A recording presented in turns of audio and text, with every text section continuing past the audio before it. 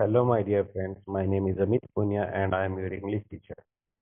Today we will discuss about some possible uses of past perfect continuous tense. First one is a, an action that was happening continuously before another past action. यानी कि कोई कार्य past में continuous form में था जब कोई घटना घटी.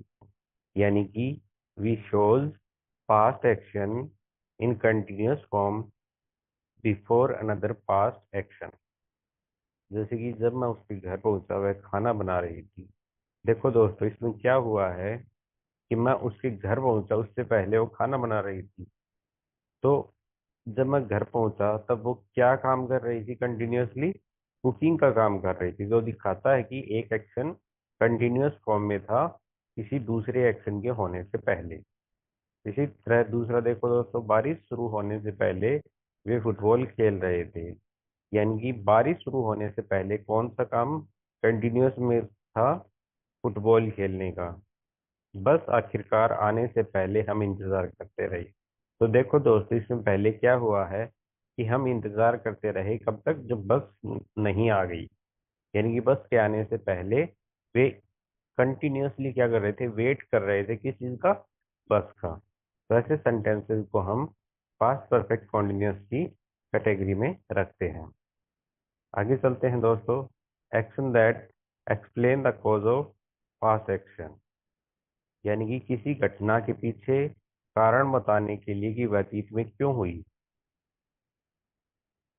It shows the action why it was happening during a specific time.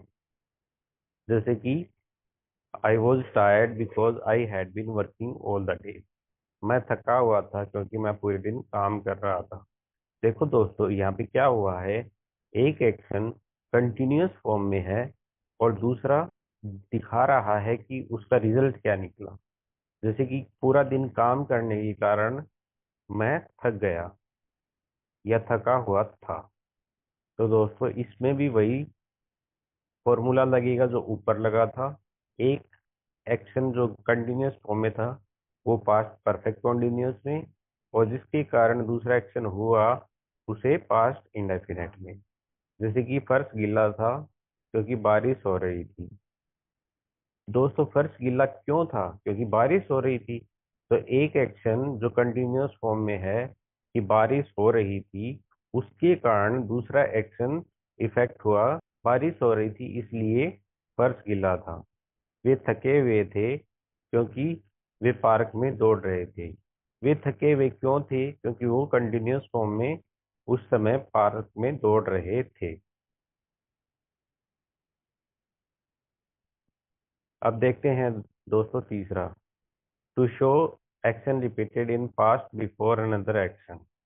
यानी कि किसी अन्य घटना से पहले एक अवधि के दौरान बार बार होने वाली क्रियाओं को इस सेंटेंस की कैटेगरी में रखा जाता है.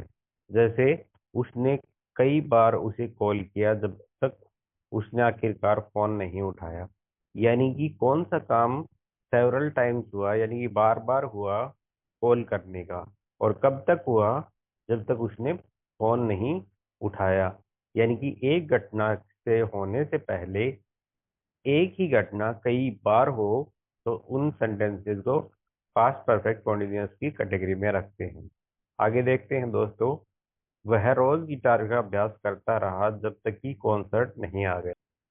परीक्षा शुरू होने से पहले हम अक्सर लाइब्रेरी जा रहे थे.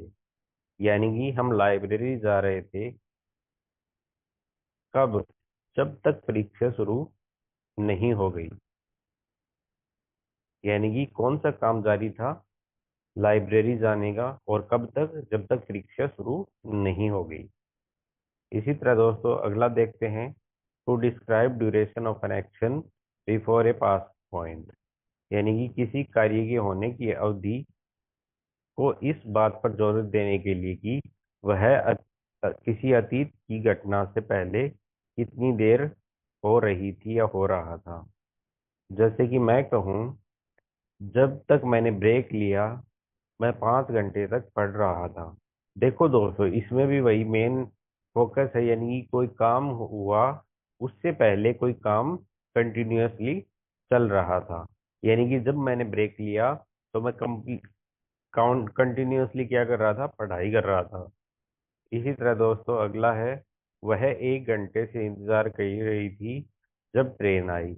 यानी कि कब तक इंतजार करती रही वो, जब तक ट्रेन ना आ गई। यानी कि एक घटना के होने से पहले कोई घटना कंटिन्यूअस फॉर्म में थी। वो 3 दिन से यात्रा कर रहे थे जब वे शहर पहुंचे।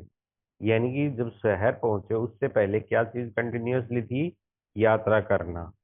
और जब वो पहुंचे शहर, यानी कि एक सेंटेंस पास्ट परफेक्ट कॉन्टिन्यूअस में और एक सेंटेंस पास्ट इंडेफिनेट में। तो इन चारों ही जो यूज मैंने अभी तक बताए हैं, इनमें कॉमन सेंस ये निकलता है कि एक घटना किसी दूसरी घटना से पूर्व कंटिन्यूअस फॉर्म में थी, इसलिए इन सभी इवेंट्स को हम पास्ट परफेक्ट कॉन्टिन्यूअस के द्वारा एक्सप्लेन करते हैं। तो आज के लिए इतना काफी है दोस्तों। धन्यवाद।